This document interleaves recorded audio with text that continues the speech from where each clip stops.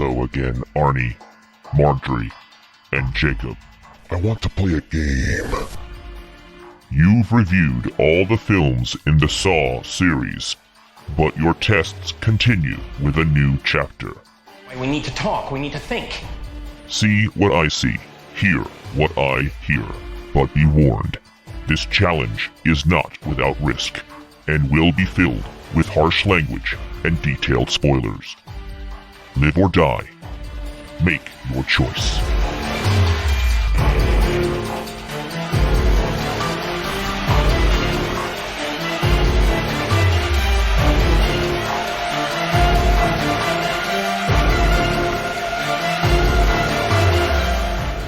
Today, we are discussing Spiral from the Book of Saw, starring Chris Rock, Max Minghella, Marisol Nichols, and Samuel motherfucking Jackson, directed by Darren Lynn Bousman. This is the now playing co-host who's always up for some new Jack City shit, Arnie. This is Marjorie. And this is the co-host who smells like jerk sauce and baby wipes, Jacob.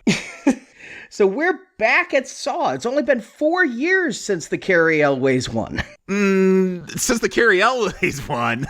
Remember where he was Jigsaw? Is that what the last one was? I remember they pulled some BS with a flashback, making us think it was real time and it was years before. I can't even keep the series straight. Tobin Bell, like, he's the main bad guy. John Kramer dresses up as a pig, sometimes has a puppet. Yes. And tortures people. That, like, I could probably summarize that first Saw pretty well. Everything else, people get tortured. This has the most convoluted timeline of any movie series because it hops back and forth, and I don't know what anything is happening with the last few because it's just all over the map. I feel like they made a mistake by killing off Jigsaw. I don't think they knew what was happening with that last one. It felt, again, the whole thing was based on that flashback trick, and it felt purposeless. Like, they didn't know what to do with this series, and I guess a spinoff? Is that what this is? They had talked about doing Saw 9, and they were looking at bringing back the Spierig brothers who did the last one. I mean, the last one made a lot of money. It made $100 million worldwide and only cost $10 million to make. So I guess you look at that and say, okay, they're profitable, but this all came from the mind of Chris Rock. Yeah, I read this. Like, he wanted to get involved in horror. Did he see the success of Jordan Peele and go, oh, I got to get my fingers in that? I just have to think that's exactly what it is Chris Rock is a huge personality. We've reviewed him in New Jack City. I think Lethal Weapon 4. How could I forget? Oh, there you go. Award-winning, Raspberry Award-winning, perhaps, turn in Lethal Weapon 4. But he was at a wedding in Brazil with the vice chairman of Lionsgate, and he said, hey, I think I should start doing some horror. I would like to do a Saw film that's in the universe, but parallel. It's not going to be John Kramer. John Kramer has been dead for several movies. We're just going to do a copycat killer that tries to revitalize the series. I would think that if that was his intent, that perhaps he would have found something really cool and interesting to do instead of try to shoehorn in this movie into the timeline, because that's all you're doing with the Saw movies at this point is you're faking timelines. Yeah, with this one having that subtitle, The Book of Saw, like what does that mean? To me, that's saying they want to deepen this lore, they want to expand it. That Saw, whatever those previous 8 films were, there was some kind of Bible, something like that, and this was going to expand on that and really show us how far-reaching John Kramer's mission was. I remember we were supposed to believe that in the final chapter, which was 2 movies ago, so I thought we were going to, it was going to be maybe a spin-off, a different timeline after all that. Who knows how connected, but I thought it was going to mythologize what we'd seen before a lot more, being called The Book of Saw. What they talked about with that is saying, this is not Saw 9. They could still make Saw 9. You could still continue the John Kramer Jigsaw legacy films with Mandalore, Costas Mandalore, but I'm doing the hip-hop remix from the end credits of this one. But this is its own story here with a new serial killer, and why not just make another torture porn film? Why make it a Saw film? Brand recognition, right? I mean, I think that's got to be the whole reason is you can just get more people to come see a Saw film than you could come see, hey, Chris Rock is doing torture porn. But I think I might want to see that, though. I may have been more wanting to see this film if it was just a Chris Rock and Samuel Jackson horror film that I knew nothing about. Knowing that it's part of Saw, I was always kind of like, it's got a little bit more cred because of the people involved, but it's still Saw. Well, one of the people involved, director Darren Lynn Bousman, he was lured back by this premise. He directed Saw 2 and 3 and 4, which were probably the most tightly coupled there, where it dealt with all the... That's the Shawnee Smith stuff, right? Yeah. Okay. Yeah, Falling in Needles. I remember bits and pieces. And then he went off and did some other stuff. I know a lot of people are just really wanting us to review his Repo, the Genetic Opera. I remember liking that a lot when I saw it years ago. He came back. He thought this was an interesting enough idea that he returned to the series for the first time since 4 to direct this one. So bringing a little Saw pedigree, bringing Chris Rock as a producer, and the writer from a handful of films, including Good Luck Chuck and Piranha 3D, Josh Stolberg. Good Luck Chuck. Wow. That's something I didn't really ever want to hear again. And he also has directed such gems as The Hungover Games. Oh, I get it. Hangover, but it's also The Hunger Game. I'm sure it's hilarious. Listeners, let us know. I'll go off your recommends for that one. I was honestly excited for this, though. I did go in a little bit spoiled. I've had a very busy week, very busy month, and I'm like, do I have to rewatch the last couple Saw films to understand this one? Are there going to be ties? Is Carrie Elways going to be showing up? He's still alive in this. I thought he died a long time ago in this series. Yeah, but he came back. I remember he came back after the first film. That was a surprise, but he's still going, I guess. He was the one who said game over and closed the door and limped away on his wooden foot. Okay. So I'm like, do I need to rewatch? Because I'll rewatch some of the early Saw films for fun around Halloween, but Saw 3D / The Final Chapter and Jigsaw. So I did look up and I found out this has no ties to the previous installments. I did not need to rewatch them. That actually took my hopes up so many levels. I'm like, I really did enjoy those early Saw films. This could be a fresh start. And Chris Rock, I like his persona. I think he is a decent actor at times. And if this was a passion project for him, I was really, really excited to go see Spiral. I wouldn't say really, really excited, but I will say I was more optimistic versus other Saw films or another potential Saw film because, yes, it was Chris Rock. He has credibility. Samuel L. Jackson, he'll be in anything, but it's always fun to see him. It felt like, and the few things I did hear out there is that, oh, we're trying to do something different. I'm like, okay, I need something different out of these Saw films. That's a good instinct. And so I don't think I would have seen this outside of Now Playing, but I was more optimistic going into it.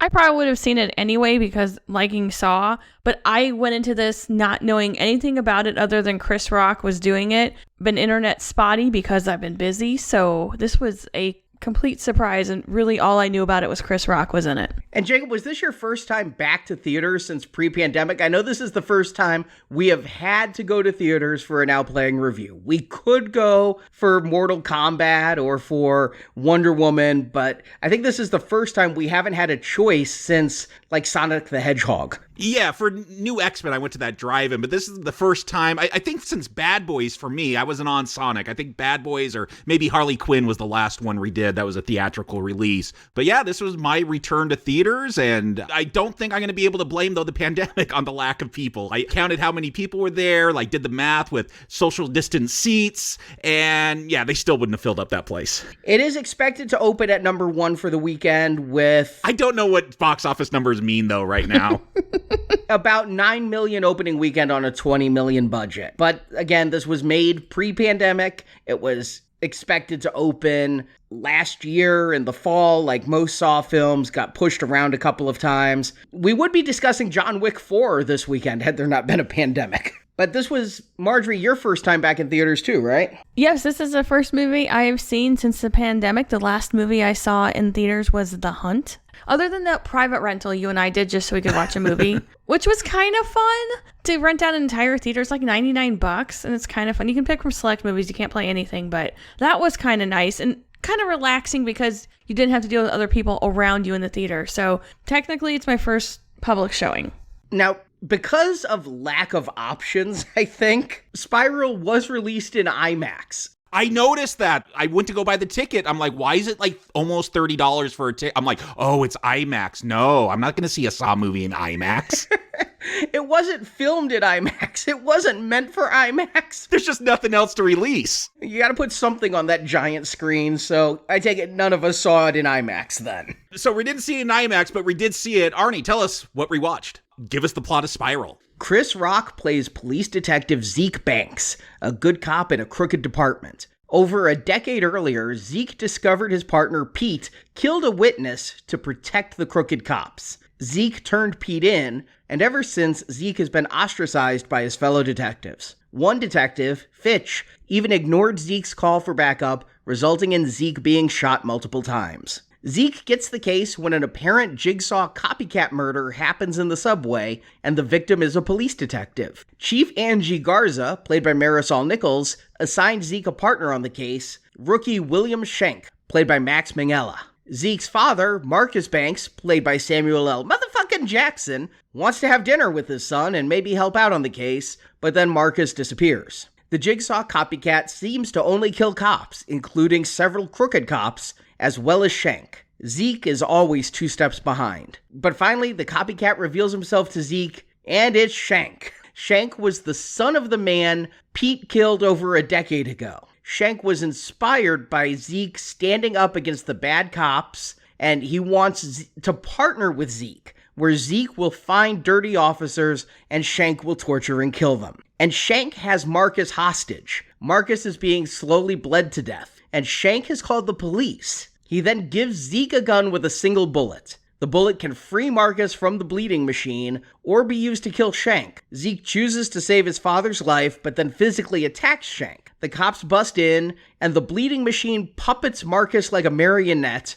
having him raise his arm, and a tube pops out that looks like a shotgun. The cops think they're about to be shot, so they kill Marcus. Zeke tries to save his dad, and when he does, Schenk escapes in an elevator. Zeke is on his knees so the cops don't shoot him, but he looks awfully distraught as credits roll. Having you read out those names out loud really confirms the hilarity of the names they picked for every single character in this movie. Sometimes names, especially last names, were hard to find. Pete.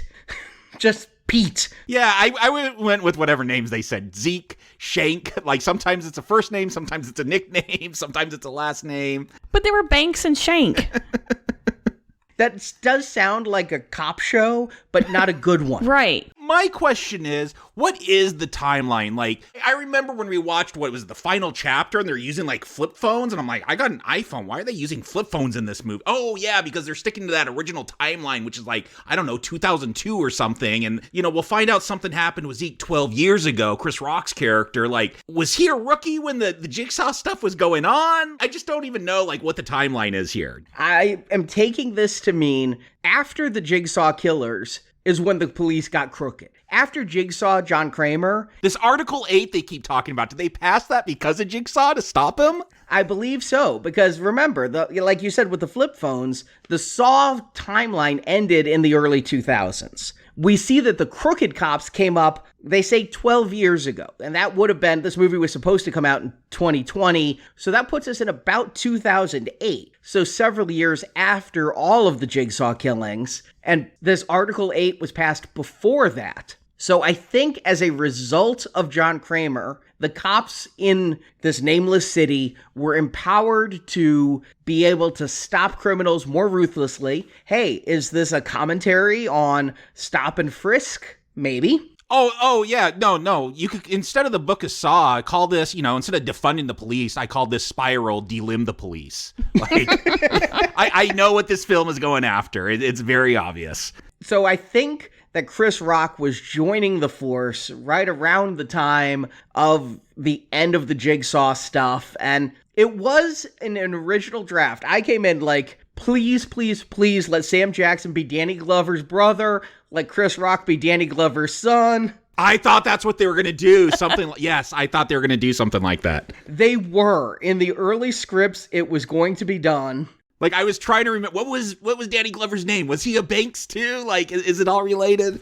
But the two writers said that just didn't seem credible to them. Their words were didn't pass the smell test. So sadly, no Danny Glover connections here. I don't know if I'm thankful for that or disappointed.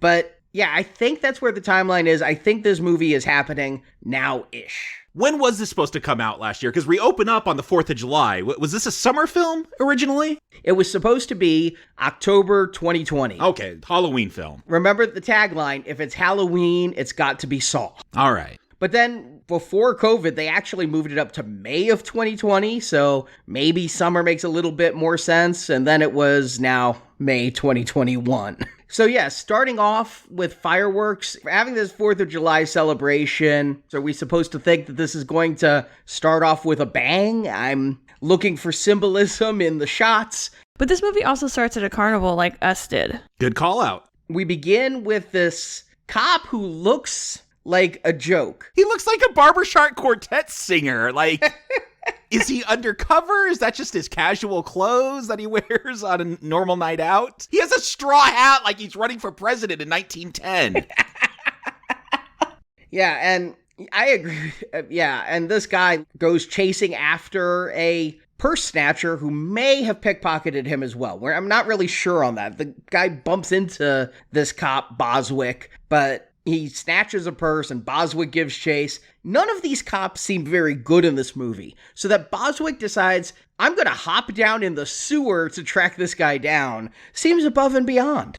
Yeah, I know. They're so, like, lazy. We're just going to lie on the stand to convict people. We don't want to do real work. But, yeah, I'm going to climb into a sewer to pursue a pickpocket who took, like, $3 from a lady. I don't even know if a good cop would do that. I don't think so, no. But we have to have a big opening kill. It's the way to grip us, especially since it's going to be quite a while before we have a second kill. And so this guy is attacked. Here's a returning iconography, the guy in the pig mask. The next thing we know, Boswick is standing on a ladder on some subway tracks with his tongue in a vice. The tape plays, new Jigsaw voice. I mean, they are seriously like, we are not the old Saw film. This is not in any way Jigsaw. We have a new voice. It almost sounds female to me. Yes! I really was on the Angie is the killer track, or the mastermind at least. My theory going in, it was based off the one trailer I saw. I'm like, oh, it's Samuel Jackson. He's devising all this. Like, I don't care, trailer, that you're showing me locked up in one of these devices. John Kramer faked his death for 90 minutes in the first film. Like, it's all fake. I know it's you. So, like,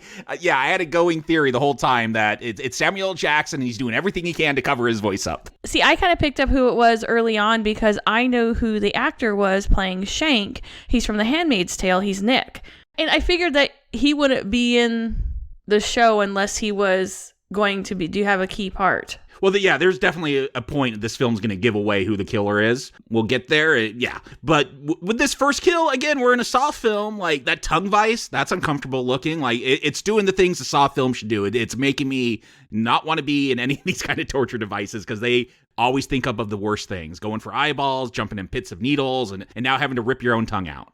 Just the pain of ripping your own tongue out, and then the thought of surviving the rest of your life without a tongue, unable to speak. I mean, that's what the tape says, is you have a lying tongue. So now lose the tongue or die. And then the goal is he's on a ladder. He can kick the ladder off, and his body weight will separate his tongue from his body, and he'll fall. And then he can get out of the way of the oncoming subway train. But honestly, aren't you going to be in so much pain from your tongue being ripped off that you might be out of your senses and unable to get out of the way of the train?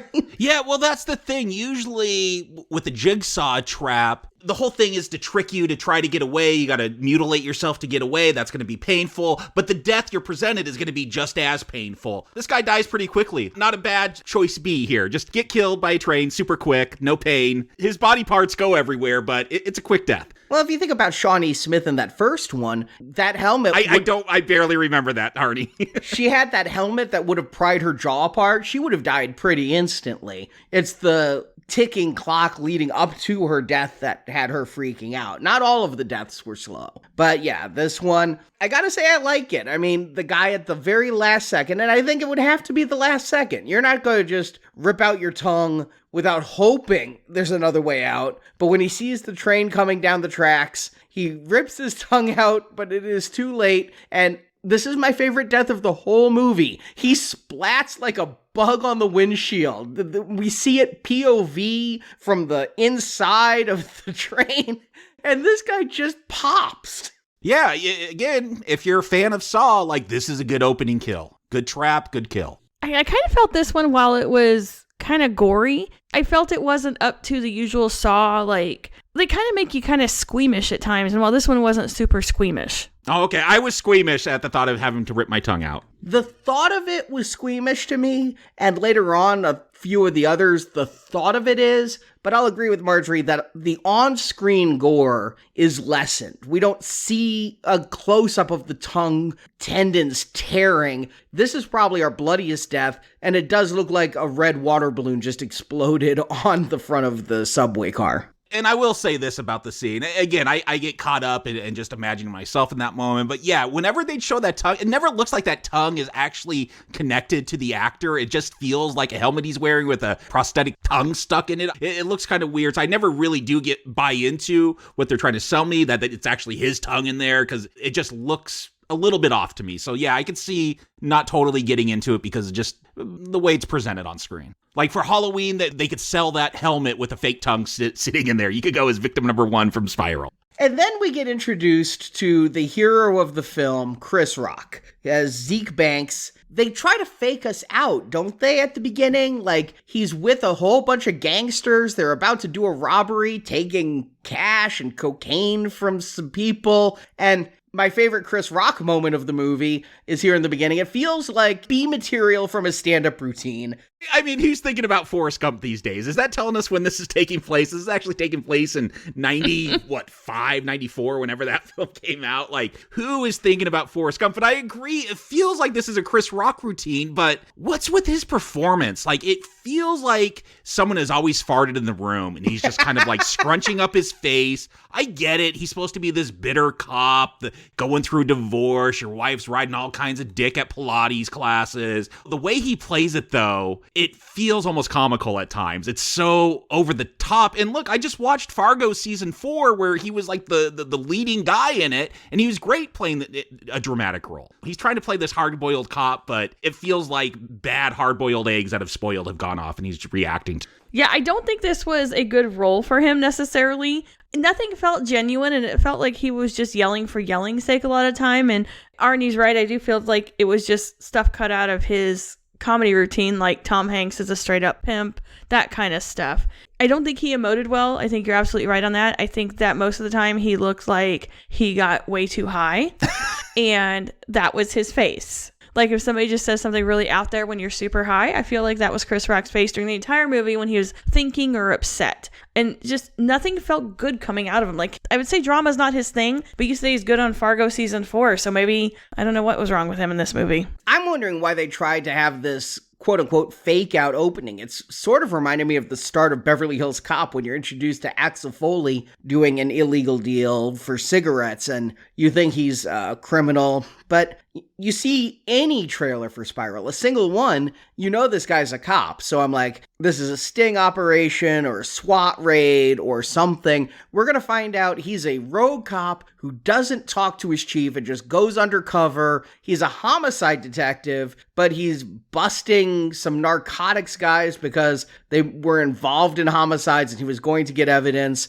So I'm thinking this guy's going to be an Eddie Murphy-ish kind of cop. We never get that. In fact, this never pays off at all, does it? That he goes undercover without reason? No, and I did get a chuckle when those gates open and all those cops are waiting for them to escape, and one of them's like, Zeke? Oh, you're involved with this? Oh, you're okay. I thought that was kind of funny, but I think there was a subplot, something cut out where the cops were going after Zeke thinking he was the Jigsaw killer. Like, we'll see texts get sent to Angie that come from Zeke. Like, here they introduce him as going undercover and not telling anyone. People don't know what this guy's up to. I thought that was going to be a whole thing where they're all all going to be chasing him by the end of it. And no, that never really happens. I agree. It feels like at the end, that's what it was going for, and it doesn't. You know, I haven't read anything that filming for this was halted due to the pandemic, but if you look at every movie we've reviewed the past few weeks. Yeah, we always say this has been rewritten, this has been cut out. They've done things to change this. Every film feels that way. Yeah, Mortal Kombat, they didn't even bother to film it. I gotta wonder if, again, some stuff here never got made, they didn't have time to do pickups. Chris Rock's a busy person, and if some of this wasn't fleshed out or just poor editing or screenwriting, but it does feel like that is something they're leading to and never fully go with. But we'll talk about the ending at the end. I think this is an interesting introduction for Chris Rock, but we are seeing a side of Zeke that we won't see again. Yeah, this feels like the most forced way to take that cop, that loner cop, and you're getting a partner, because that's the result of this. We're going to meet Captain Angie. I don't know if she's getting daily blowouts out with that hairdo. She's very well kept for a captain of a police force. Well, it's nice they did replace it from usually the angry old white man, because everything to this point about this movie is something that's been done. And I'm glad you pointed out about Beverly Hills Cop, Arnie, because I didn't get that connection. But this scene with Chris Rock and the captain is like straight out of every single cop movie. But there's not enough winks or nods that it's knowingly. It's just lazy screenwriting. Right. And that's what I think. I mean, that's the only excuse. I mean, nothing was done with anything to make you think, oh, we know what we're doing. This is okay. You're right. It's just, so far, they've just done everything rote and cliche. I think they wrote a line here because Angie Garza, she was berating Zeke for going undercover, and he's like, well, there's no other cop I can trust on this force. Not a single cop here has my back. But later on, she is going to stand up for Zeke. So I feel like they were trying to make her more sympathetic to Zeke, which is part of the reason why I thought she might be the killer, is she could be setting him up and giving him enough rope to hang himself. But she doesn't spend her time just yelling the entire time like the police chief from 48 Hours or The Last Action Hero. But her introduction is extraordinarily cliche. And let me just ask you, if you have a job and you go to work every day, and your coworkers leave dead rats on your keyboard and torture you and let you get shot, don't you think you might want to look at working someplace else? I mean, I think this is really commenting on the workforce in America, the work environment in America these days. You'll put up... No, I get what you're saying. Yeah, if it's that bad, transfer to another department. This isn't the only city with crime. I mean, I hate to say be a pussy and run away from your problems, but if your police chief isn't backing you up and disciplining those who leave dead animals around and let you get shot, yeah, it might be time to move on. And we understand he's been doing this for 12 years because 12 years ago, back when Chris Rock had a goatee, that's how we know he's younger, his partner killed someone. And that seems like a good reason to turn in your partner. You witness him commit murder. So since then, everybody thinks he's a rat. And I mean, maybe get a job on internal affairs. I don't know if this entire police department has a single internal affairs officer, but... This whole middle part just feels like a bad cop movie until we get some more copycat kills. It feels just like any other cop movie or cop TV show with somebody who fighting with their boss, the other cops don't like him. It's the older people that don't like him. To the point where, yeah, he's going to be given that partner, the rookie partner. Isn't that how it usually goes to? It's some kind of opposite of you, whether if you're black, they're white, if you're male, they're female. It's always something. So yeah, they're going to give him the rookie cop, played by Max Minghella. And you called out, Marjorie, yeah, I know him mostly from The Handmaid's Tale. I only watched 2 seasons, but does he turn bad? You say you got bad vibe from him because of that. He was kind of a good guy in that one. He's helping her out. So I didn't see him as a bad guy right away. I just figured somebody had to be the killer. I didn't think it was Sam Jackson because that would just be a complete turn and strange. But this guy who's kind of an upcoming actor on a hit show, that's why I'm like, and it just seemed kind of weird and shifty. And the voice, once I heard his voice, it sounded a little bit like the TV that was in the subway, the voice coming from the TV. And so like, oh, he's the bad guy because he's just way too calm, too easy. I knew who the actor was, and then his voice sounded kind of similar. And I actually wrote it in my notes at that time as he's the bad one. See, and I only know this actor as being in The Social Network as one of the partners with the Winklevi twins who started the Harvard Connection software, and I haven't seen him in anything else, so I didn't really know this actor. I did not remember him from The Social Network till I looked him up, but come on, rookie cop there. I'm trying to take it one of two ways. Either A, he's going to be the only person who has Zeke's back, or B, this is a Saw film. I don't think anybody's going to have Zeke's back. I figure he is in on it. I really thought Angie was the mastermind. Just from the very beginning, I thought Angie was the mastermind because it sounded like a female voice, and Shank was her subordinate, the Shawnee Smith to her Jigsaw, and that the two of them were working together, and she needed somebody to make sure Zeke didn't catch her, and so that's why she assigned him. I was half right.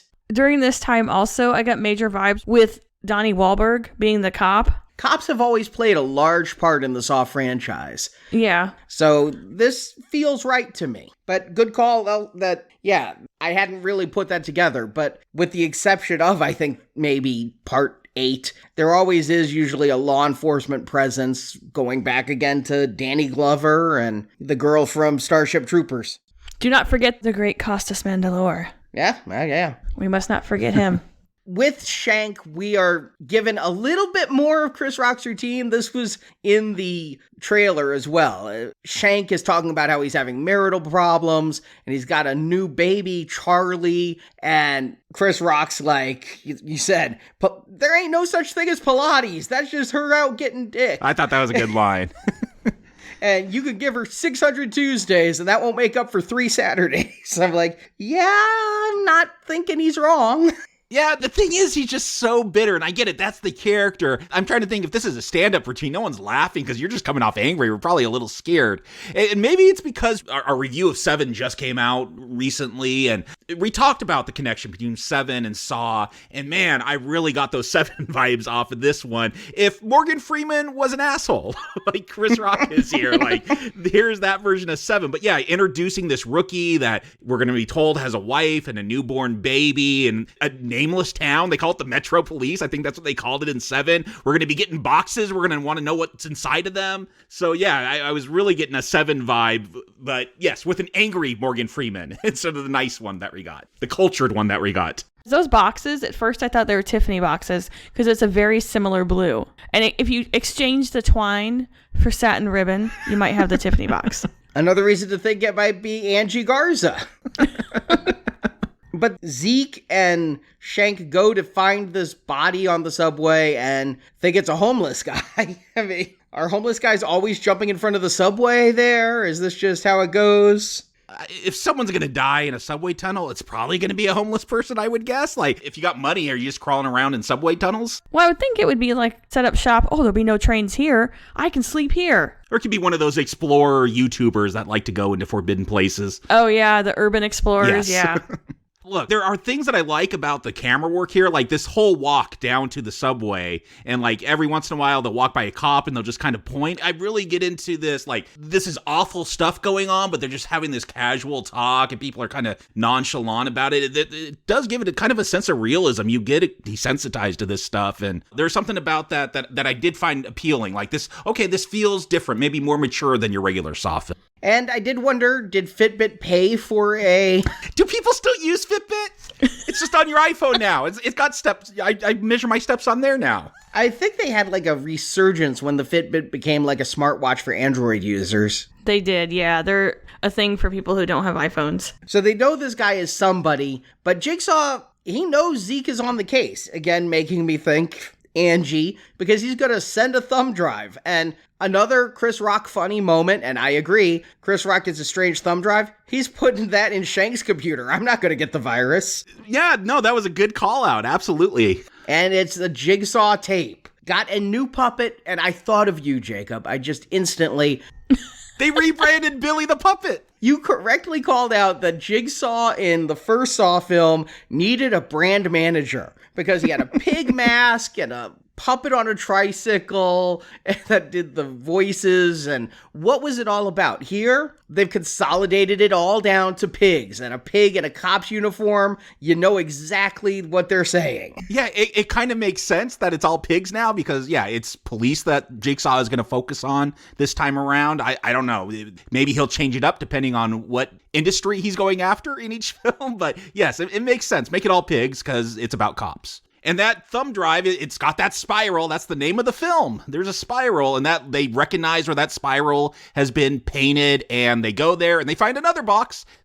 Again, all these boxes are on brand. They're same. I think they've taken some notes. This copycat killer is really trying to brand himself well. But up until the fourth one, he'd been sending 2 boxes. So you'd get one that would lead to a clue, and then there'd be at that place a box leading to the person. And then they broke that later on. Well, they had to speed it up a little bit. Yeah. Yeah. But here in this box, this is where they find it's Boswick's badge, and that's how they know who was killed in the subway. Along with a really terrible prop of a tongue. And Boz was a bad cop. He lied on the stand to convict people. That's why he was killed. He was Zeke's best and only friend. That's the weird thing. Like, Zeke is like, his whole reputation is having turned in a dirty cop, but he's going to rub shoulders. Yeah, best friend. He's going to go to his wife's house to, console her and everything. It's weird. The wife scene really is weird because we never see her again. I can't think of anything that comes out of that scene that impacts us. No, it's just there so Zeke, I think, could fight with his wife because she's there for some reason too. I guess they were couples that were best friends. Oh God, yes, this goes back to the cut subplot idea. That there would be some reason for his wife to be there and talk about how Chris Rock can't ever see the kid to lead people to think Chris Rock is an angry person who could become the Jigsaw killer. Because every scene of a movie should give you some important bit of information. And this it introduces us to the wife and that goes nowhere. Who never shows up again. They should have cut this scene along with everything else I think you're right again, Jacob. I think something wasn't filmed or couldn't get back together. And so we are left with the movie we are, where this scene just had me scratching my head. Yeah, it makes absolutely no sense.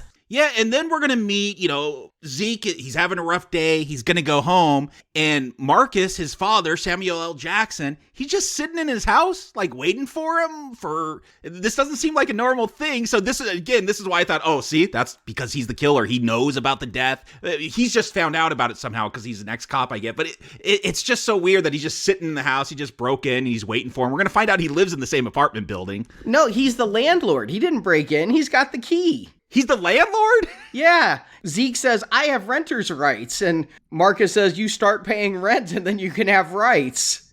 I thought he just knew he was behind on rent or something with the landlord. I didn't take it. Okay, I see how you came to that conclusion. Makes sense. Yeah, so he's the landlord / father, but they're distant. They talk about how Marcus will just nod at him if they see each other, like they're the only 2 black people in the building is how Sam Jackson puts it. And now he's hanging out and they're going to have dinner. They're going to have this bonding moment, and maybe Marcus knows something about this Jigsaw killer. Maybe Sam Jackson was on set for 3 days. I can't tell. Well, it would have been really helpful because they're like, yeah, it's a Jigsaw copycat killer. Like, again, has Jigsaw just died? Have they had multiple copycats since his death? Like, well, Carrie Elways was a copycat. Did they capture him? I do not remember him even being in that last film that we reviewed. Costas Mandylor was a copycat. But they were all working with John Kramer, or he was dead. It's so confusing. They all had ties to John, though. That's my memory. So let's talk about the copycat for a second, because you just mentioned all these copycat killers. Do you know how much work goes into these traps? Oh, yeah, I know. You got to be a good engineer, like mechanical engineer. Yeah. That's like a lost trade, I think. Or like being able to do gears and all that. Yeah, you need to have medical knowledge to know exactly how far you can push somebody without killing them, because I wouldn't know that. I'd have to research that. The technology side to have things like turn on, and This is a real team effort. Right? But if you have 12 years of anger and you know about Jigsaw because he was a thing when you were a kid, like us with Ted Bundy, he spends all his time copping and... This is Batman level dedication, though. Like, I saw my father killed. I'm going to learn mechanical engineering, computer programming, medical science, biology. Like, it's a lot of stuff. Not to mention he had to go to the police academy. Yeah, then you got to become a cop afterwards. Because he wanted to be a cop to get in there. I mean, this is like the serious long revenge game. I mean, we're talking a 12-year revenge game, right? So, I mean, he had to do all of this when he's... So did he start when he was a little kid? The day after his dad died, he started. I mean, this isn't something you do lightly, and you take a lot of dedication. And we're talking about this like it makes sense in the movie, because we've seen the whole movie. But all of this is dripped out through flashbacks. You get to see, like, you're told that Zeke ratted out a cop. And then later you see a scene of this cop, Pete, talking to a witness and saying, oh, you saw a cop throw somebody off the roof. Later, we get more flashbacks. And this is all coming from, like, Chris Rock's POV. Like, he's having flashbacks. Like, again, I wondered. I was pretty sure it was Shank, but Chris Rock is having so many flashbacks. I'm wondering if this is going to go early 2000s. You know, we're going to go back to the original era of Saw where...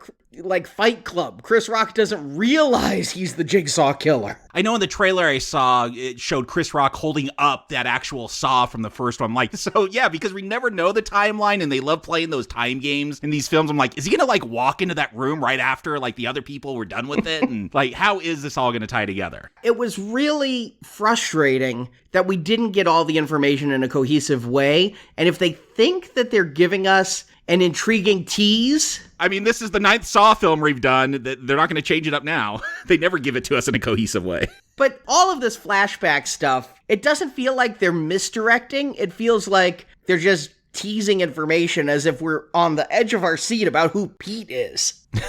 And we don't even know what all of these cops necessarily have done either. We finally get our second kill, and we're past a half an hour into the movie now. It's like, I was really, really wondering when they were going to pick up the pace, but finally, Fitch. We're not quite sure what he's done. We're going to find out later in a flashback. I thought Fitch, would just steal stuff because the scene right before he gets taken, they go into a pawn shop, him and his partner, they're looking for surveillance camera to find who the pickpocket was that Boz chased after. And as they're leaving, he's like, oh, give me that gun. And he just takes a gun from the pawn shop and then he's going to get his fingers ripped off. I thought he stole stuff. That's why you're going to take his hands off. I thought he was going to use that gun to kill somebody and have the gun be untraceable. Yeah, I also thought, kill someone, set up Zeke, Chris Rock's character, set him up to look like the killer because I thought that was going to be a subplot in this. This is where, at the point in the movie, I realized that they were setting up every single person to be some sort of red herring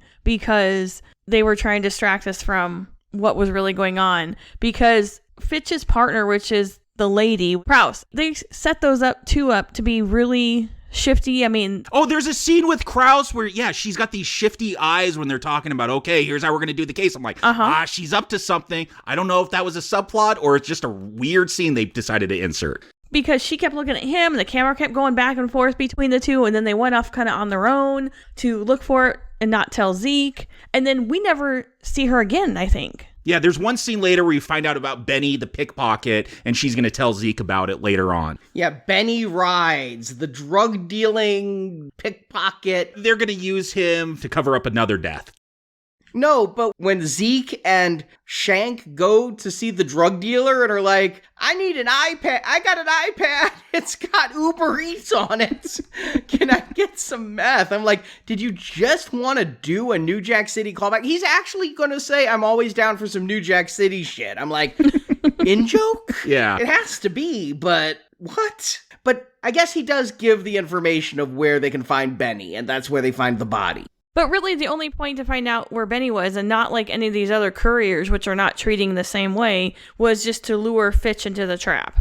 But Fitch, this is the Chinese finger trap from hell, right? How did those stay on his fingers? I mean... I think they had barbs that dug their way in, but they weren't bleeding, so I don't know. They're just really tight, I guess. Okay. I thought it was a Chinese finger trap. I really did. That's all I could think of. I mean, how does a Chinese finger trap stay on? Yeah, that's what it looks like. But I think I could pull my way out of one of those if I had to avoid electrocution. You think? I don't know. The vacuum, I've tried to pull off Chinese finger traps before to think I could outmuscle it. And I haven't tried in the last 10 years or so, but last time I tried, I lost to the finger trap. So you would be electrocuted is what I'm hearing. Oh, I'm done. I can't make it. And he's losing his fingers. The copycat Jigsaw says, if you're going to point fingers, point them at yourselves. Until you come clean, many men will die. And that's a note left for Zeke, but I think that's why Fitch loses his fingers. It sounds like they could have put any cop in that trap then. At least on this Metro police force. Remove all the fingers because he shot people. You showed him stealing a gun. I thought it's because he would steal stuff from crime scenes. Now I'm realizing this copycat Jigsaw isn't playing fair because Jigsaw never played fair. Wait, there are always ways out of Jigsaw's traps. If you did what he asked, you could get out. I started to think this wasn't fair because I don't think this guy could have gotten out of this. yeah, he had to, close his lips, and the more he closed his lips, It would turn those gears to rip his fingers off. And his fingers were being pulled off. Yeah, he would bite down and it would start to pull him off and it would hurt, so he'd stop and then he'd bite down again and then stop. but his fingers are ripped off and he still gets electrocuted. And I'm like, wait, the first guy also lost his tongue and got killed. Well, he didn't do it fast enough. Yeah, they were still getting ripped off as that water came up high enough to hit that copper wire and electrocute him. But are these a little different than when Shawnee Smith had to dig through a half-dead junkie to get a key? Yeah, I'm not, getting as grossed out as much. Maybe because with those original Saw ones, I was, my first real foray into torture porn, and maybe I'm just desensitized to it now. It just doesn't bug me as much. But this one, there's gore, there's fingers getting ripped off, and there's things where I could look at it and go, oh, that would awful. I could imagine what that pain would be like. But if you're a fan of just seeing the ooze and the pus and the flesh rip, I don't know if this one will be as satisfying. I don't think it will. And I don't know if it was the MPA censored some scenes and there will be a uncut version on digital in 6 weeks. But if you wanted to make my sphincter close up, you could do it with both the tongue and the fingers. If you gave me close-ups and I got to see the skin tearing and the muscle and the tendons and the sinew, and then finally the joints popping off, I would be grossed out. The way this is, it kind of looks like silly putty in a vice. The props were no good. Well, and I did read that Chris Rock, when he got involved, he didn't want it to be a typical Saw movie. He didn't want the focus to be so much on the torture porn. And so, yeah, this is only our second death. Aren't these movies, again, my vague memory of a Saw film asked me to describe a Saw movie, and it's usually a group of people that have been abducted and they're stuck in some kind of crazy warehouse and they go room from room and there's a different game and a person dies in each one. That's not the setup here. Here we're going to see people abducted and be put into traps, but it's mostly a detective story. Again, the connections with Seven are more apparent than ever because this one is so detective focused on with the police work, and it's not so much about the torture. They could have just made a cop movie, and I think that that's what they tried to do, and then shoehorn Saw in there, because this is a perfect example of a procedural cop film that we have always gotten. I mean, it's very stereotypical and cliche as far as cop movies go. After this kill, speaking of cop drama, we get a scene where Shank calls Banks they just chat, and then Banks is sitting at a computer screen looking. You hear the baby off screen. We all knew this was a YouTube video of a baby crying, right? Yes. Yeah, I didn't believe it was real when they wouldn't show it. Or maybe Clint Eastwood came in to direct this scene. He never gets real babies. But gets another box delivered, another video, another spiral, and the flashbacks here are confusing me because I'm like, wait, is Fitch the one who killed the guy in the flashback? I didn't realize that was Pete. I'm trying to keep straight who is who in all of this. Later, much later in the movie, after Fitch is dead, we're going to see a flashback where Fitch lets Zeke get shot. But at this point, I don't quite know what Fitch did to deserve this other than he was a real jerk at the station. I think we're all just supposed to assume that every single one of Zeke's coworkers are dicks. But we are going to meet Pete, who we'll see in a flashback eventually, like, shoot someone. But yeah, he is no longer a cop. He's a AA counselor. He's at a church. I thought he was a priest at first. I'm like, okay, is Zeke religious? Why is he at this church? We're being introduced to Pete that Zeke is visiting. Pete is trying to say he's sorry. He's 18 months sober. Did the police force cover up this murder? Like, this is cold-blooded murder. This is not manslaughter. This isn't a chokehold that went wrong. He just straight up shoot a guy. Like, why is he out of prison teaching AA classes? Like, he should be life sentence? Yeah, and it made no sense why he was even going to see Pete, because there's no reason to suspect him whatsoever. Does he always visit Pete like the ghost of Christmas past? Like, hey, Pete, remember when you killed that guy? I'm here to remind you that God loves me more than you. It was really hard on a first viewing to keep all of this straight. Fortunately, they're going to replay half the movie at the end, so if you missed it, it's going to be called out. Hey, but they always do that with Saw movies. Yeah, there's always just someone right off camera that they're going to reveal the sixth time in the flashback when they show it at the end. That's how Saw works. But it's also around this time that Zeke, he's trying to get together with his dad, work on that relationship, go over the notes of the case, and his dad has disappeared. Just as all these cop murders have started, his dad has disappeared. I think they want us to think that Samuel Jackson is the Jigsaw killer if he's not around to have whatever takeout was getting delivered to his house. I thought that some of the stuff, and it's hard to tell because it was dark in the apartment. It looked like he was building stuff. Yeah, but then you see he's into model trains. You're like, okay, so that doesn't even really make sense. I mean, if he was into like gardening or something and you showed like mechanics, I'm like, oh, okay, maybe he is the killer, but he's into model trains, so it didn't have the same effect. So at this point was where I had made a note to myself with what I thought was going to happen in the movie. Zeke will break the rules to find the killer and become a last victim and will also need to save his dad. Oh, you called it. I did. Just when the pizza delivery or whatever they got that he picked up, I'm like, oh, okay, Zeke is definitely going to be the last victim and it's going to be a setup and he's going to save his dad, because it reminded me of the Saw movie that the Irish guy was in where Shawnee Smith was the caretaker for Jigsaw and running the show, kind of. And it is around this time, too, that I really changed my theory of what was going on, because we're going to see a little can of hobby paint get delivered. I'm like, they're going to tell us they're going to go to that hobby store. It's now a butcher shop. And Shank, Zeke's partner, is hanging there. He's been skinned. And I'm like, oh, okay, so Shank's the killer, because they didn't show him get abducted. They didn't show us any torture. Like, all of a sudden, Shank, like a main character in this movie, is dead. Okay, he's the killer. This is a cover-up. Yeah, I mean, that cemented it. But they showed us Fitch's death in flashback. Like, they found the body first. We saw him get abducted, though. Like, this was totally out of the blue. This was. And the Charlie tattoo, I'm like, if they don't show us the death... Again, I thought from the first moment he was introduced that he was in on it. I never thought he had the brains to be the mastermind. I just thought he was in on it. Did he, like, buy the hobby store and turn it into a butcher store, like, all in preparation for this? How deep does it go? So wait, he also had to learn how to be a butcher. Man, this guy can do anything. Butcher, real estate, small business owner. But the person he really skinned was that drug dealer, right? Benny? Yes, the pickpocket, yeah. / meth addict. Mm-hmm. But then, if you wondered where Marcus is... I'm still wondering where he is when they show him. How did he get there? He's walking around some real Jigsaw-looking warehouse. And again, why is he there? What is he doing? Like, is this another setup to trick us? We'll get flashbacks in the end to explain it, I guess. But yeah, it was out of nowhere. Samuel L. Jackson, I guess this was day 2 of shooting. Like, they only had a few more hours to go. They got to hurry it up.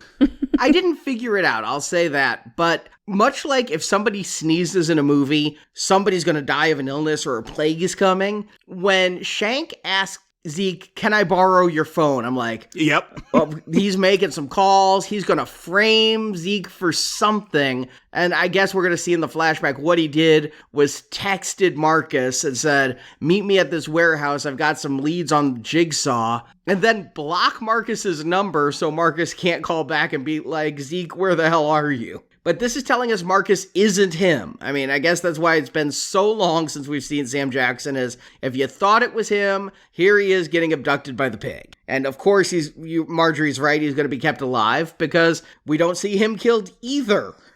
Then Jigsaw seems to be screwing up. He just like slashes a cop with a Freddy Krueger glove. Yeah, I did wonder, is that a victim that got away? Like that abduction didn't go quite as well? Did they not have time to film this abduction scene? Because it would have been really nice to see this cop attacked instead of just having Chris Rock talk to him about an attack, and then Chris Rock realizes, oh crap, we've all been lured away from the police station. And somebody, as you mentioned, Jacob, somebody texts Angie as Zeke, check the cold case files. And I mean, at this point, we think that Shank is dead. So who texted Angie from Zeke's phone?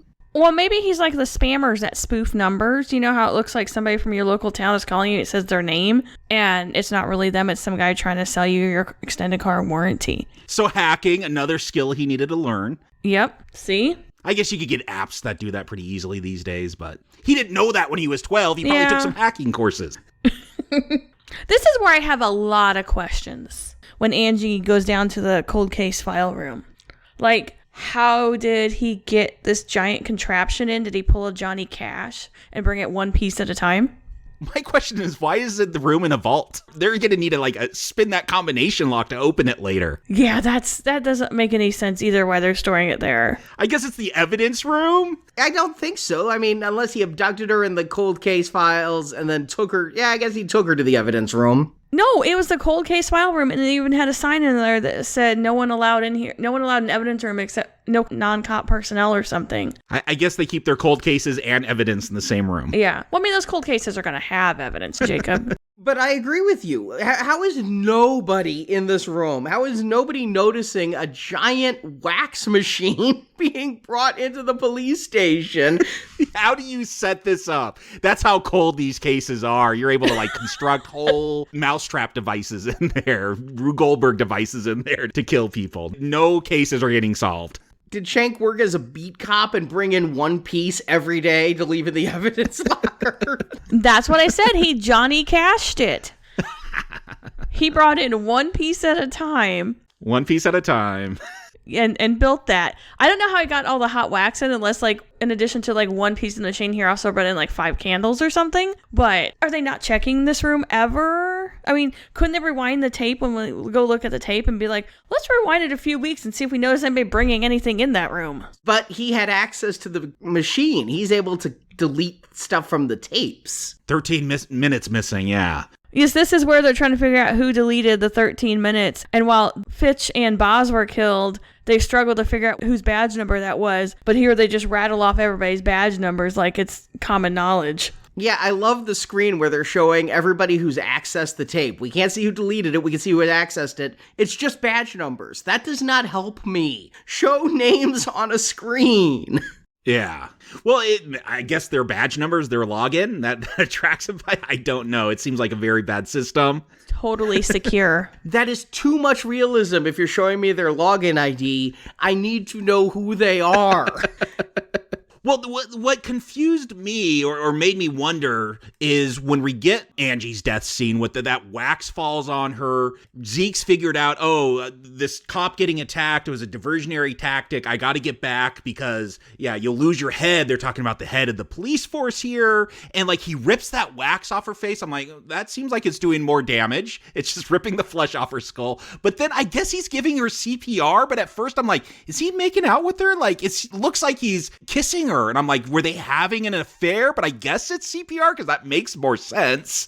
It is half-ass CPR. He breathes into her mouth a couple times and then just pounds her chest. He doesn't compress. He just pounds her chest. It's really weird. But this death. All right. Lose your tongue. That would suck. That would really, really suck. Have your fingers ripped off. Ooh, Christ. That would hurt. That would suck. Sever your spinal cord.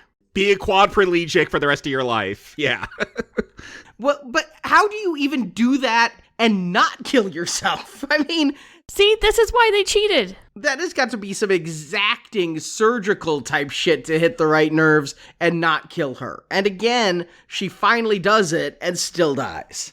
See, these were rigged. Did she finally do it? I felt like that once that wax starts hitting your face, you're screwed. It's too late. It kept showing it cutting deeper and deeper, but yeah, that wax had poured on her face. Forgive me for being slightly sexist, but when he said hot wax, I'm expecting like yellow stuff, like she's gonna get her eyebrows done. So when the black tar-looking wax came down, I'm like, what kind of wax is that? And Jacob, you said candle. I guess that could be candle wax. I just thought... That's what I took. That's what it looked like when Zeke was peeling it off her face. It's like, I don't know. Maybe I just do this where I'll pour hot candle wax on my palm and let it dry and cry. I don't know. It's a weird thing I do when there's candles at the dinner table. Don't put candles at the dinner table when I'm around. I'm going to start a fire. I really thought they were setting her up to be waterboarded since she had something like the fabric over her face, the linen, and the tube. Yeah, I thought that was weird too. Is that going to like slow down the wax suffocating her so she could sever her spinal column? Yeah, it made no sense other than they wanted to cheap out on the prop. But, all right, and now let me say a damning statement. These deaths are boring. That is what I'm wondering for people more like you and Marjorie Arnie, where I think you guys get more enjoyment out of this stuff. For me, not really my thing, but I'm like, oh, I don't know if people that, whatever Saw fans are out there, I'm sure there are Saw fans that love all the gore. I'm like, are they going to be satisfied with this? Are they trying to change it up too much, trying to go too off formula? Even though this isn't Saw, it's Spiral. Are they spiraling too far out of what Saw fans want? For me, they are, because I'm not invested in any of these characters. This is what told me, it took this for me to know Angie isn't in charge of everything. I thought she was the lead, but because they're interspersing it with flashbacks, the pacing of this film makes it so that when the deaths come, I barely even perk up. I'm just like, oh, wax on her face. If, again, you could show the bubbling of the skin. You could show us so much more. They put a cloth over her face. I think that's supposed to be symbolic because of how they abduct everybody. They constantly are covering their faces and dehumanizing them, but it just made for a really boring kill. And when Zeke got there and started peeling it back, the first thing I saw, I'm like, oh my God, that's some Freddy Krueger shit under there. But he keeps digging, and I'm like, she looks just kind of normal. She doesn't even look lobster red. Yeah, I feel that there's no winning for her, though, because I don't think that would have not killed her, though. And I think these are also very unoriginal, not as intricate as the Saw devices we've seen in the prior, or I guess the early movies. It's not necessarily the gore and everything. It's the original devices were something that was unheard of at the time in horror, and the level of difficulty in getting out of them and the intricacy of them. So that's what kind of made the original Saw a fun, good horror movie, is because it was different with those devices. Yeah, I would have liked if this is a copycat killer, maybe not have the ingenuity that John Kramer did. Maybe they're a little bit more homemade. I know John Kramer stuff's all homemade. You can't go into Walmart and buy those traps, but you know what I mean? Like a little bit more rough. These seem too similar to what he would have made in those other films. Like if this is a copycat killer, yeah, show that they have different means about doing things. There's some way they could have made this feel more fresh, because it still feels like those other 8 Saw movies I've seen, but I don't think it's going to give you the same thrills if you're a gorehound, and that's why you like those Saw films. There's not enough new here. They're trying to do something new, but what they're offering just isn't enough. I think they're trying to do something artistic here, too, with the spiral, because when Zeke runs downstairs and then when the other cops run downstairs, they're running down spiral staircases, and we're getting a top angle, and the camera is spiraling as they're running down the stairs. I'm like, ooh, symbolism of nothing. Can we just talk about the spiral? Because, I mean, that's the name of the movie. That's the iconography we're seeing a lot, that, you know, Jigsaw's using that to mark his kill spots or where clues are hidden. And we're told what? It's just, this is how things improve. Like, we got bad, corrupt police. I'm going to fix the police, and things evolve in this spiral shape and change and become better or something. Like, I know, what was John Kramer's motivation? Like, I remember some healthcare thing. Like, doesn't he go after Carrie Elways because he denied curing his cancer or something because he didn't have insurance? Like, I remember a lot of healthcare talk in those original ones. I don't know if they were all about healthcare. It was lack of bedside manner when telling John Kramer that he was not going to survive the cancer he had. Right, and then John Kramer's wife was pregnant, and the junkie pushed the door into her and killed their baby. Was it? He just didn't tell him nice enough that he was going to die? Like, he was rude when he told him he was going to die? Yeah. Which we find out many, many movies later. Okay. Yeah, I just remember finding out about people getting denied services from their healthcare providers and stuff like that. And they're going for a similar, like, socially conscious message here about corrupt police. And are the Jigsaw killers, are they, like, anti-heroes? They're going after bad people in secret? Like, is that why they believe this spiral it's a sign of evolution and improving things? We're going to find out that that's what Shank thinks, but I don't know. I feel like they've gotten more and more where we're supposed to be able to root for the killer here by killing bad people. But initially, those bad people weren't always bad. I mean, remember the guy who just, his badness was that his son died and he didn't take it well? I mean, That was the Irish guy that I thought that this last scene. Kramer was tough on some of the victims he picked. Yeah, I mean, that was the one where I thought the guy would... this is what the ending of this movie reminds me of, is that Irish guy avenging the death of his son and trying to make it right with those people. so the movie starts kind of getting through itself pretty quickly after this. We see Zeke get abducted, and I'm like, oh shit, okay, now he's in a trap. And they make such a needless callback to that first movie. He's handcuffed to a pipe. There's a Jigsaw right there. He can cut his own hand off. They bring in the Hello Zepp music. And then, oh, wait, there's a bobby pin. Yeah, Shank put that there, right? I don't know why else you would have this. I don't think Shank ever intended Zeke to cut off his hand, so he was just hoping he'd see that bobby pin. It's an intricately laid out plan that has a lot being based on this, that he will see that. I have to laugh that goes to the cinematic trope a bobby pin can unlock anything. Oh, I was going to say, yeah, especially in this modern day, bobby pin ain't unlocking anything. Maybe those kid handcuffs you buy at the grocery store. But Pete's back. Yeah, Pete is this a recycling center, a bottling center, or a trap that was built to shoot glass shards? Yeah, Shank may have built these conveyor belts and grinders from hand, who knows, or he bought a recycling plant. Either or, anything is possible when you're Jigsaw. But I'm trying to figure out what need they would have at the recycling plant to shoot these broken glass out at 80 miles an hour.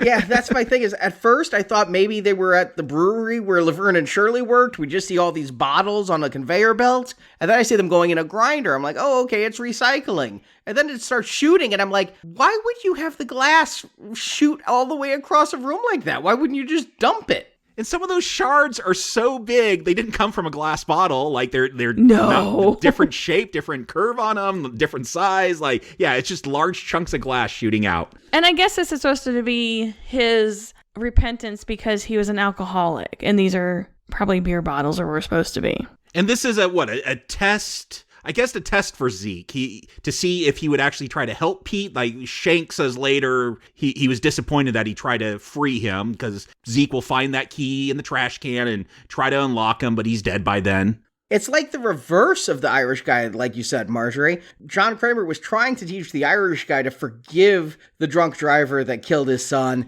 and the Irish guy wouldn't. And here, it's don't forgive the person who murdered my dad, and Chris Rock tries to. They're like, you can watch him die or throw away the key. And I'm like, in throwing away the key, letting him die, rot in jail? Oh no, we put a key under a trash can. Throw away the key. Oh, that's bad. Yeah, it's like you'll lose your head. That refers to the head of the police. Yeah, all these clues are very silly. And again, he finds the key but can't save him in time. So this Jigsaw is not as good because he gives you the clues, but then you don't get to see anything to help you with the clues. So it's kind of cheating because it tells you don't throw away the key and then shows you the garbage can a minute later. You can't yell at the screen at it, if that makes sense. Yeah, it does. But yeah, Pete gets killed and Shank is there. Hi, I'm alive. Can you join me? If not, I'm going to kill your dad or something. What exactly is Shank trying to do here? Yeah, Shank empties a gun except for one bullet, calls the police, hey, there's someone crazy shooting here, shoots all the bullets but one, reveals Marcus like in this weird puppet blood draining machine, as you called it, I think, Arnie, in the summary. and is like, you could either shoot me or you could shoot that target, which will save your dad, but you can't, like, I don't know, shoot Shank and then like throw the gun at the target. I figure that's gonna let him go too. Like, you just gotta, it's like those dunk machines, like where you throw the ball at the carnival to put someone in the tank of water. Shank says, I want you to join me. You root out the cops, I'll kill them. But then the final test is, will you save your dad? My head hurts here, okay? Because I'm going to just talk what I understand, and then you guys can help me figure it out. We'll try. We're told that Marcus is the cop who started all the corruption because of that Article 8. Correct. Marcus was the chief of that department, the same exact department, and when Article 8 came in. And so he cleaned up the streets, Giuliani-like, but did so in bad ways. Giuliani-like, as you said. Yes. And because Shank saw his father killed by a bad cop, Shank wants to kill bad cops. I understand that. Yeah, makes sense so far. Because Zeke stood up to the bad cop, and Zeke saw this little boy hiding and told him stay hidden because the cop would kill the little boy too. Shank thinks Zeke is his inspiration and hero, and Zeke should join him. Kind of go with that twisted logic. But then Shank says, I'm going to kill your father, and he deserves it because he was the root of this evil cop stuff. Here's one bullet. You can shoot me or save your dad. Aren't both of those bad options for Shank? Because if Zeke saves his dad, he's saying, I am not willing to go through with killing all bad cops because this is my final test. Will I kill my own dad because he's a bad cop? But then either option, no matter what Zeke shoots, is saying, I'm not going with you. I'm either going to shoot and save my dad, so I'm not killing cops, or I'm going to shoot and kill you, which means I'm not going to go with you to kill cops.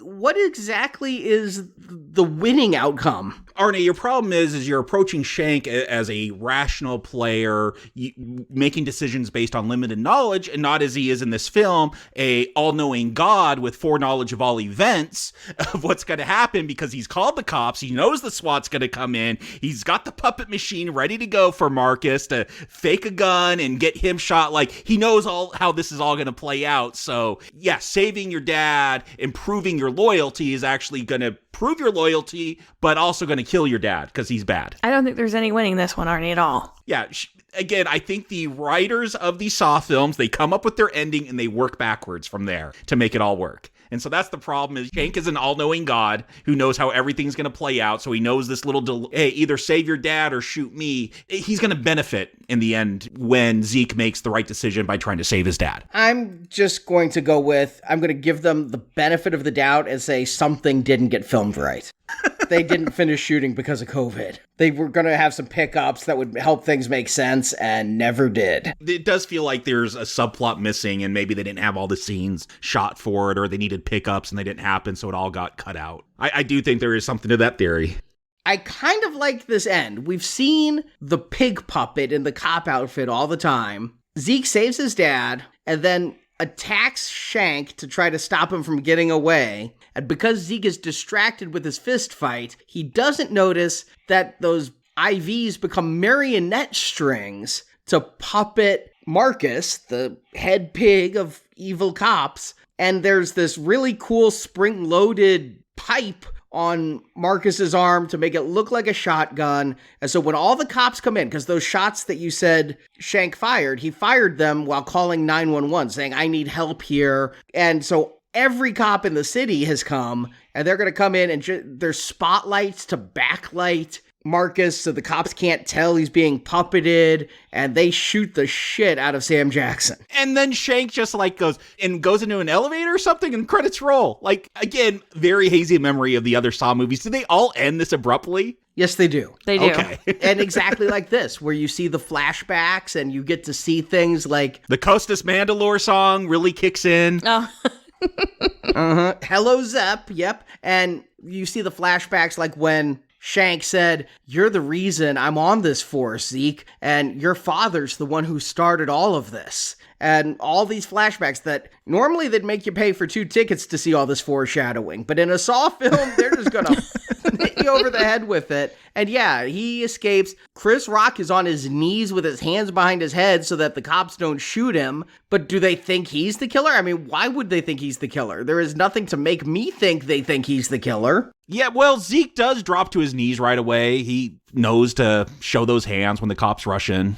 Well, keep in mind the entire department hates Zeke. True. Because he turned in Pete. And they all had it out for him, as evidenced by them going out on their own and all the attitude he was getting from the cops when they were doing that all-night investigative meeting thing. So I think they were waiting to gun one on him.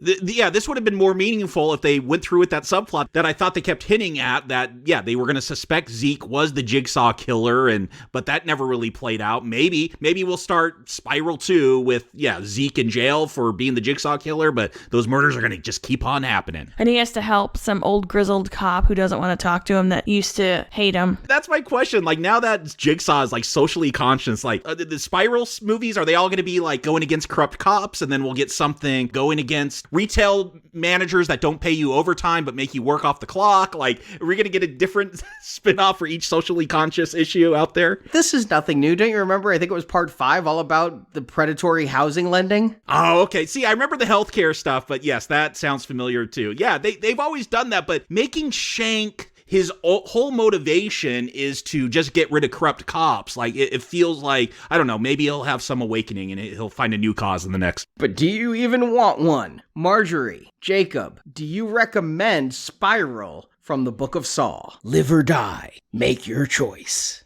Marjorie. I'm torn because this was like the first big outing into a movie. Unfortunately, it was this one, but I mean, it was still a theater experience. And so it's like a theater experience after a really long time. And so I kind of feel bad where I'm like, oh, this movie was terrible. And it's not like it sucked, I guess. I've seen worse, but it seemed very lazy and that they could have done better. It was less gory than their Saw films, so if you've got somebody who doesn't like gore, this is minor, and it leaves much more up to your imagination, I think, than the previous ones. It's a rote cop movie. Just substitute Jigsaw for drug dealer, whatever you want, whatever crime you'd like. Chris Rock, if you like a stand-up, this would be perfect for you because it's basically a stand-up routine where he shouts at everybody and shouts a few funny lines. I'm going to give this a weak not recommend, mainly because it doesn't hold to the previous Saw films or the early ones. It's not even a good sequel, or I guess that's what you'd call it, or spin-off. It's a spiral off. It's largely not unenjoyable, but just no feeling. It's just a movie. There's not much. You don't have to think too hard. You'll figure out who the killer is in no time, and then the rest of it's just watching it play out poorly. Jacob. Well, first I want to recognize that Shank is a much more on-point Jigsaw as far as branding goes. The fact that he's sticking to the pig motif, even if there's pig puppets, they're still pigs. Those boxes are all the same twine. It makes sense. We got a millennial Jigsaw this time. And they were raised on the internet. It's all about branding, looking good for the gram and all that. So I do like how they've evolved or slightly changed this Jigsaw killer. Like, it feels like someone that might have learned from John Kramer reading about those stories in the paper. So that is interesting. And I think Rock is not great here, but he does have his moments. Yeah, he does have some funny lines. I don't remember chuckling too much in other Saw films. I did chuckle a few times during this one. But yeah, this needed another go at the writing table. Like, okay, you want to do something different. You don't want to do your typical Saw movie. Maybe it's more police focused or just more focused outside of the torture warehouse that we're usually spending our time in. Okay, I get that, but I'm actually kind of shocked that when the original writers and everyone saw 7 and said, oh, let's go with that like extreme gore torture type stuff, that this wasn't the actual first Saw film, because this feels like, oh, someone saw that movie and let's make it more extreme. And it doesn't quite work. And I don't think it's going to quite work for fans of the series. For me, this is one of the better Saw films, but I'm not a fan of the series. All that gore stuff, it kind of washes over me. I don't get a lot of thrill. So I like that we had a more dramatic take. I'll give the film that compliment. But like we've said, there's a lot of cliches here here. There's a lot of question marks. The problem is all those pitfalls of a Saw film, this one still falls into. Like, how does the killer know so much? How can he engineer all those things? Look, I'm still getting hung up on him after 9 of these films. So if you're still getting hung up on them, if they still bother you, this one's not going to help out at all. So it's a better Saw entry, but yeah, it's not a recommend. Hello, DevSig. I want to play a game. For many years, you have edited films. But now, you have your biggest challenge. Editing a film without all the footage shot. I feel that is the double-bind movie editor Dev Singh was put in when he was handed what was done with Spiral and tried to make a film out of various pieces, and there isn't enough here. This reminds me of periods around Transformers 2 and other times where there are writer strikes. And so directors just have to make up bullshit and try to fix things because they can't ask the writers to do something well. And you just have these long periods of shit movies. And you're like, why have all these movies sucked? Oh, the writers were on strike.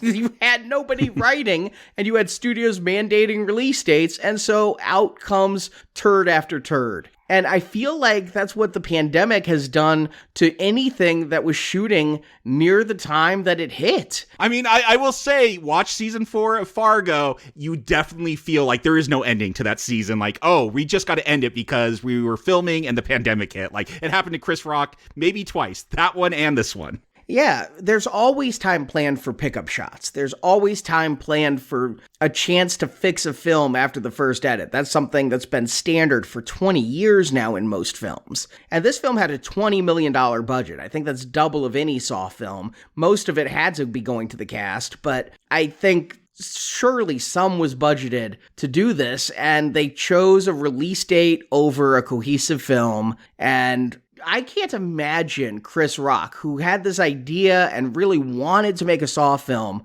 saw this final edit and was happy with what it was. No, his face probably looked like the way it looks during most of this film, all scrunched up. Someone farted. Well, I'm thinking of the scene where he's just staring into the camera after his police chief dies, and he's walking, and you can see the key light shining in his eyes, and it's it almost looks like a trippy scene from a 90s music video. I'm he's just staring at the camera, and this doesn't work. There have been good Saw films and bad Saw films, and the bad Saw films usually just delve into ridiculousness. But I can't recall one that just bored the fuck out of me, where I was I would rather be doing anything else than be in the theater, even though this is one of my first theater experiences in a year and a half. I mean, I did see Mortal Kombat. Man, can't I see a good movie in theaters? The answer is no. This isn't. They're waiting till the restrictions are lifted so everyone can go in those theaters. The good ones want people to see them. Well, this isn't one of them. It's a not recommend, and just please stop sawing away at this. I feel like this was an attempt to kind of Halloween reboot this franchise, the way Halloween 2018 revitalized the Halloween franchise. I thought this was going to be that to Saw. And now that I've seen it, I've seen enough. Game over. Not recommend. I mean, do either of you want another Saw? I can't imagine Jacob does. No, I never wanted to come back to this franchise, even though, here's the irony, the franchise that got me on and now playing is also the one that got me into theaters, but I didn't want it to be this one. Yeah, I kind of feel that there's nothing else anybody can add to this or do to make anything else better from the previous series. I mean, were they campy? Sure. Do they need to keep making them? No. The well is dry. Just stop. That's kind of how I feel too. The more they put them out, the more it just ruins the memory of a franchise that once was beloved and good.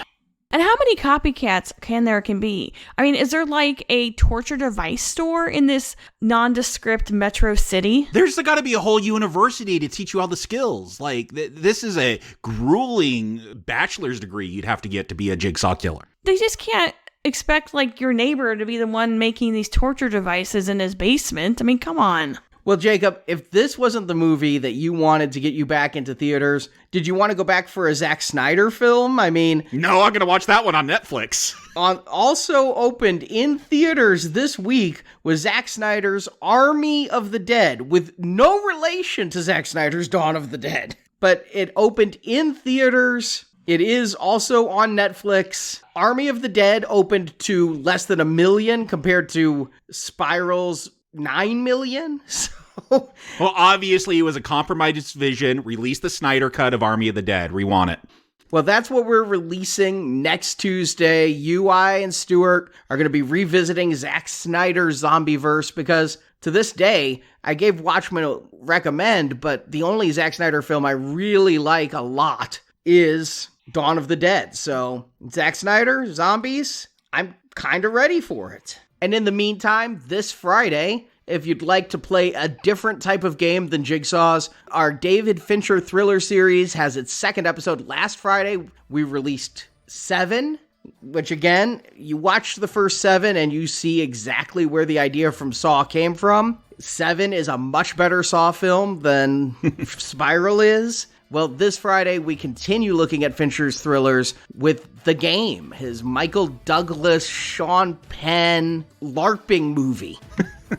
Yeah, it feels like that. What if Jigsaw became a corporation? You get The Game? Not as much murder, but yeah, still all the tricks and all the moments of catharsis and understanding what life is really about. Yeah, it is one long game, and find out if it's one we'd like to play by becoming a gold level donor at nowplayingpodcast.com/donate. You get to hear all of our reviews that are already out of the Dirty Harry films, and then you'll get all of these David Fincher reviews. Plus, since David Fincher did The Girl with the Dragon Tattoo remake, you'll also get reviews of all of the Girl with the Dragon Tattoo movies. So all those details and the way to support our show and keep us coming out every single week are at nowplayingpodcast.com. And Marjorie, Jacob, thanks for playing the game.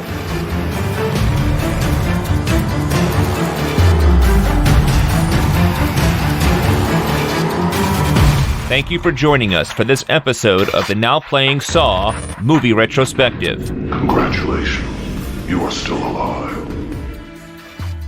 Please leave a review for us on iTunes or post about us on Facebook, Twitter, or your social media channel of choice. You can find more Now Playing retrospective series at our website, nowplayingpodcast.com. Series include Halloween, Friday the 13th, A Nightmare on Elm Street, Child's Play, Phantasm, and others. This is the most fun I've had without lubricant. The Saw films, all audio clips and music used are the property of their respective copyright holders, and no infringement is intended. Venganza Media Incorporated is not affiliated with the motion picture reviewed or otherwise referred to herein. The trademarks Now Playing and Now Playing Podcast are the exclusive property of Venganza Media Incorporated. The opinions expressed on Now Playing are those of the individual hosts and may not reflect the opinion of Venganza Media Incorporated. Now Playing is a Venganza Media production, copyright 2021, all rights reserved, and no part of this show may be reproduced, repurposed, or redistributed without the written permission of Venganza Media Incorporated.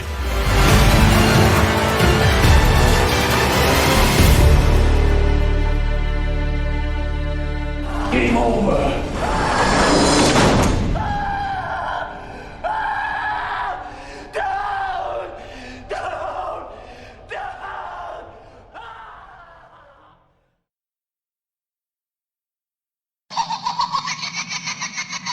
And they were looking at bringing back the Spearig brothers, who Chief Andy not I keep putting Not Andy Garcia. Angie Garcia, like I'm thinking, but it's Angie Garza. Garza, I just yeah. keep thinking Andy Garcia. Played by Max Minghella, and you called out Marjorie. It's been so long since I've done a show with you. I'm about to say Stuart because I know you're not Arnie, but I don't think it will, and I don't know if it was the MPA. I also don't know when they lost that second A. It's no longer the MPAA. Oh, really? They're just the MPA now. I didn't know that. they represent the world now. Yeah, they're just, maybe so. They're just the Motion Picture Association. But Well, I mean, those cold cases are going to have evidence, Jacob. So